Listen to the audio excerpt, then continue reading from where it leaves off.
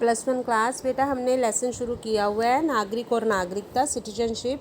आज है हमारा नेक्स्ट क्वेश्चन बेटा, नागरिकता प्राप्त करने के ढंग और विधियाँ लिखें। मेथड्स और प्रोसीजर्स ऑफ एक्वायरिंग सिटीजनशिप। देखिए बेटे, जिस तरह से नागरिक दो तरह के होते हैं, एक होता है जन्मजात और एक होता है राज्यकृत, ठीक उसी तरह से बेटा नागरिकता भी दो तरह की होती है। एक होती है जन्मजात नागरिकता और दूसरी होती है राज्यकृत नागरिकता। सबसे पहले आज हम करेंगे नेचुरल बॉर्न सिटीजनशिप कि नेचुरल बॉर्न सिटीजनशिप क्या है। देखें, जन्मजात नागरिकता होती है जो जन्म से ही किसी राज्य के नागरिक बनने के अधिकारी होते हैं ना, उनको हम कहते हैं कि ये जन्मजात नागरिक हैं। ये भी नागरिकता दो तरह से प्राप्त की जा सकती है बेटा, एक है रक्त संबंध का सिद्धांत और दूसरा है जन्म स्थान का सिद्धांत। रक्त संबंध का सिद्धांत है जैसे एक बच्चा जो है जहाँ उसका जन्म होता है, अगर वो उसी देश में है जहाँ उसके पेरेंट्स हैं तो उसको उस देश की नागरिकता अपने आप ही मिल जाती है।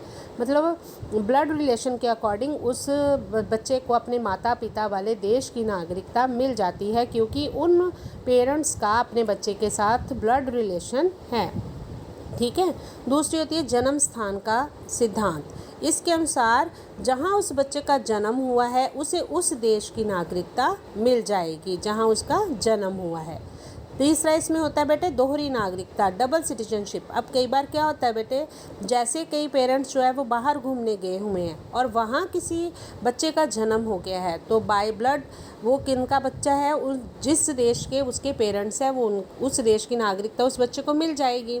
और दूसरी जन्म के अकॉर्डिंग, जन्म स्थान के अकॉर्डिंग जिस देश में उस बच्चे का जन्म हुआ है उसे उस देश की भी नागरिकता मिल जाएगी। मतलब उस बच्चे के पास दो नागरिकता आ जाएंगी, एक तो उसके पेरेंट्स वाली जो माता पिता की नागरिकता है उसकी, मान लो वो भारत के रहने वाले हैं तो उसको भारत की नागरिकता मिल जाएगी, लेकिन उस बच्चे का जन्म दूसरी जगह पे हुआ है, कनाडा में हुआ है, तो जन्म स्थान के सिद्धांत के अनुसार वो कनाडा का भी नागरिक बन जाएगा। अब जब वो बच्चा बड़ा होगा ना 18 साल का, तो दो नागरिकताएं 18 साल तक तो उसके पास रहेंगी दोनों ही, लेकिन 18 साल के बाद उसे एक नागरिकता छोड़नी पड़ेगी। या तो वो अपनी ब्लड रिलेशन के अकॉर्डिंग छोड़ दे या फिर बर्थ प्लेस के अकॉर्डिंग एक नागरिकता ही उसके पास रह सकती है। तो ये था बेटे नागरिकता कितनी प्रकार की होती है। जन्मजात नागरिकता मैंने आपको बता दी है। नेक्स्ट है राज्यकृत नागरिकता। राज्यकृत जो नागरिकता होती है ना बेटे, वो प्राप्त होती है उस व्यक्ति को जो शर्तें पूरी करता है किसी दूसरे राज्य की, और फिर उस राज्य द्वारा उसको अपना नागरिक बना लिया जाता है।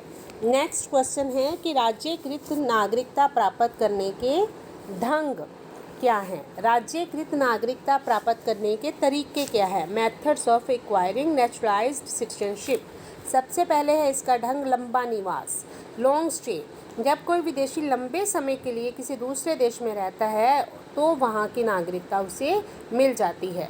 ये बेटे अलग अलग देशों में अलग अलग है, जैसे अमेरिका, इंग्लैंड और कनाडा में ये 5 वर्ष का समय है, लेकिन भारत में 4 वर्ष और फ्रांस में 10 वर्ष। मतलब कोई भी व्यक्ति अगर इतने साल भारत में 4 साल तक रहता है लॉन्ग स्टे, तो उसे वहाँ की नागरिकता मिल जाती है। दूसरी है विवाह। जब कोई स्त्री किसी विदेशी से विवाह कर लेती है तो उसे अपने पति की नागरिकता मिल जाती है। लेकिन जापान में यदि कोई जापानी स्त्री किसी विदेशी पुरुष से शादी कर लेती है तो वो उस पुरुष को जापान की नागरिकता मिल जाएगी। मतलब उससे उलट है जापान में।